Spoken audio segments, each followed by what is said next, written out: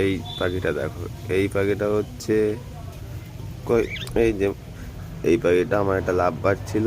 লাভ বার্ডটা যেদিন পালায় সেই দিনই এই পাখিটা আমার মায়ের দোকানে যাচ্ছিল, বুঝলেন। দোকানে যেতে যেতে আমার মায়ের কাঁধে হঠাৎ বসে। আমার মা তো জানে না যে কোনটা কি পাখি এবং কেমন। এ আরে আমার মায়ে মনে করেছে যে আমাদেরই পাখি, যেটা পালিয়েছে। আমরা এসে শুনেছে, আমার বাড়ি নিয়ে এসছে। সেইতে খোঁজও হয়নি, আর ওকে আমরা ছাড়িও নি, কারণ ছাড়লে কাকে ফাঁকে মেরে দেবে। ওই জন্য ওই জন্য আমরা মানে যে নির্দিষ্ট প্রমাণ নিয়ে আসবে দিয়ে দেবো। এবং আরেকটা